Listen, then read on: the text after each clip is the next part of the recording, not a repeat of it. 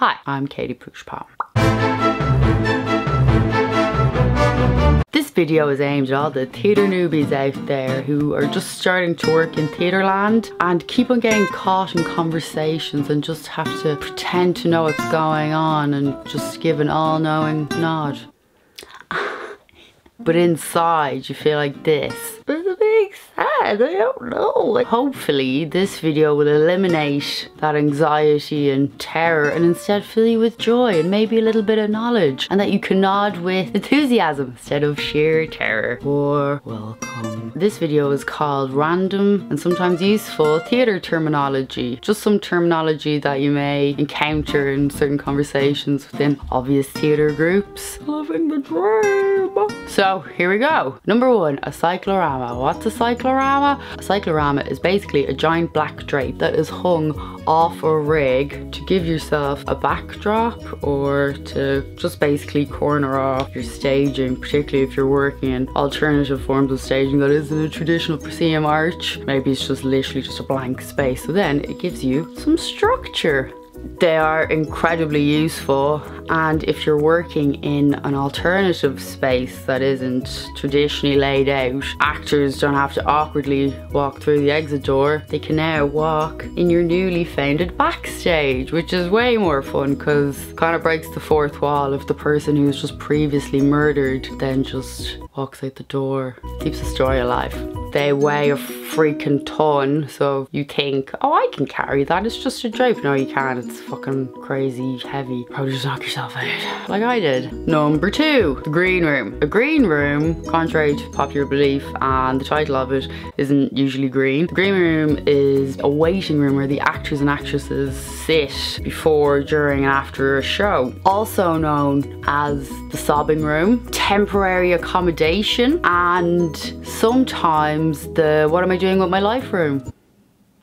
So, why is it called the green room? I hear you say. There's a lot of sources and a lot of different opinions why it's called the green room. But a good few years ago I found this article online, really reliable article, and it was in that strange corner of the internet that nobody really looks down. So I had a look at it and thought, wow, I think this is the one. Anyway, this is what it said. It said, back in ancient Grecian times, Aristotle, he used to suffer really badly with his sinuses, and there was one day he was just at the back of the stage and he sneezed everywhere and there was like snot everywhere, but it had this strange green glow coming from it, and the actors were really drawn to it for some reason and nobody knew why. And it was before the show and they went towards the snot and then they went on stage and performed the best show of their lives, and they were like, what? How did that happen? So out of their own superstition, obviously everyone in theatre is superstitious, they used to go towards the snot before every show to ensure they had a great show, and they did. So there you go. And what I learned is sinus problems,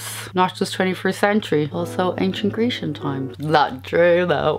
Number 3, insurance. Probably know what insurance is. Insurance, when you're in theatre, everybody needs insurance. Why? Because breaking your bones is expensive, really expensive.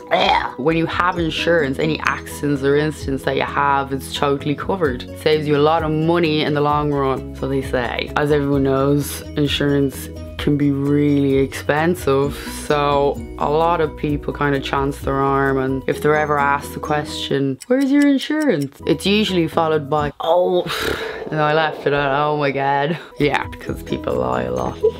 I've said it once, but I actually do have insurance. I actually have all the insurance. I actually left it home that time. It's like stuck at the back of the drawer, but you know, like I have all the insurance, I don't need to check. Never have to check. Insurance is an obvious one. It covers you for any accidents or incidents you can incur while you're working without having to be completely in debt. Always fun. Number 4, FOH. What's an FOH? You've probably seen it written everywhere. It's front of house. The front of house is the first point of contact the night of a show. So they basically make sure everything runs as smoothly as possible in the front of the house. For instance, if the front of house does not have their shit together, then the theatre looks like a scene out of Armageddon, because then everybody just loses their shit. They know exactly the running time of the show, where you can get, where you go to the toilet, and they just make sure everybody's catered for. So they're brilliant. So be nice to your front of houses. They're gonna get a hard time, okay? They're still really shitty people. They're a great front of house. Bravo. Number 5, a lighting tech. A lighting tech is literally a lighting technician. They plan and rig all the lamps you see above the stage and make sure all the channels are set so you can have a beautifully lit performance. Top tip, never piss off a lighting technician. A lot of people, I don't know what it is, they tend to shout and scream at someone holding a very, very heavy lamp. They can either light up the best show you've ever seen of your life or accidentally not. And the whole thing's in darkness. I've seen it happen, but the director was a prick, so I kind of had it coming. The Arts Council. The Arts Council is basically like a pimp, and whoever dances the longest gets all the money. Yeah, that's it. Thanks. I'm joking, obviously. The Arts Council is a governmental body that funds art and artists alike, and they raise the standard of that art. Blah, blah, blah, blah. Because what says great art? The government. And if you see anyone from the Arts Council, just listen very intently to what they're saying, because they have all the money and they might give you so much. You're super nice. They want to joke. You have to fill out a ridiculous application that's basically the same thing said in a different formation, but you have to answer because you're so poor. Number 7, a budget. Why am I talking about a budget? What's a budget? A budget. A budget is a document outlining all your excesses, your liabilities, your cash flow, and your assets for a specific period of time. So that could be either the period of a year or maybe for a certain show. You always need to know how to do a budget. Everybody needs to know how to do a budget. They're so important because you've got your shit together then. And you always have to do a budget if you're ever applying for the Arts Council. You have to give about 10 million of them. So learn what a budget is. Or another tip is whenever if you're gonna go see someone about a space or lamps or you're renting something out, and if they ever say, oh, is that in your budget? You go, no, sorry. Pretend you have a budget and pretend you know what a budget is. Number 8, the house. The house is the theatre space. So you'll always hear it was a full house. That means the show was sold out, so every seat was full. Hooray! Living the dream. Or half a house means only half the audience were there. Or empty house is living nightmare. It means nobody came to see your show. Nobody wants that. If someone ever says to you, that house wasn't great tonight, just look at them surprised and go, wow. Yeah, it was totally full house. They'll look at you in bewilderment and be like, there was 3 people. And then you just answer them, the whole place was full. There was like Shakespeare, Aristotle, Sophocles, like the whole gang. Then they'll think you're too mad and will stop reminding you of your failures, because safer to be ignorantly mad than honest and sad. Rules to live by. Really depressing rules to live by. Maybe things aren't going your way, you should go by that rule. Number 9, profit share. What's profit share? Profit share is a type of payment plan. If a show makes a profit after covering all their expenses, then your actors and actresses can get paid. If you're ever in a production, they go,